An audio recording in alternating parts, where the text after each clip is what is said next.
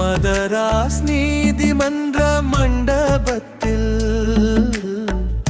நீயம் நிதானமாய் பேசும் இடத்தில் அரசியலமைப்பை கையில் ஏந்தி சட்டத்தின் பாதையில் நடந்தவள்.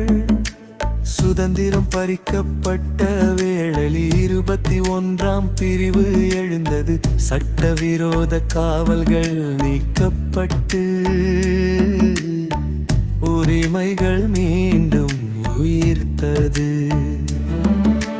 நீதிபதி எம்.எஸ். ரமேஷன் நீயத்தின் நிலை மரம். சட்டம் மேலே அதிகாரம் கீழே, அதுவே நீதியின் தரம்.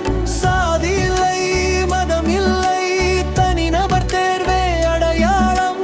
குற்றவியல் வழக்கில் சந்தேகம் இருந்தால் நியாயமே இறுதி தீர்மானம்.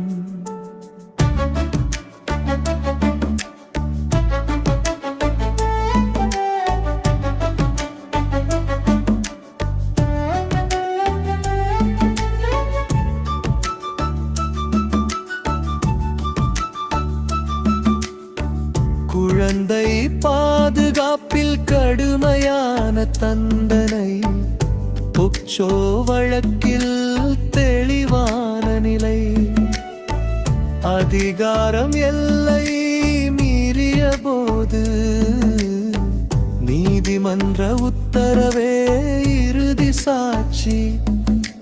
தீர்ப்புகள் மட்டும் அல்ல, நம்பிக்கையே அவர் விட்டு சென்ற சட்ட சுச்சுவடு.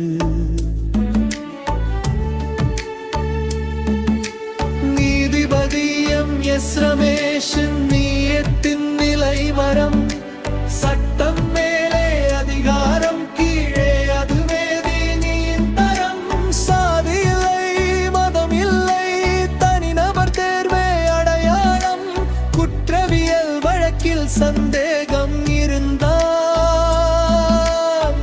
நியாயமே இறுதி தீர்மானம்.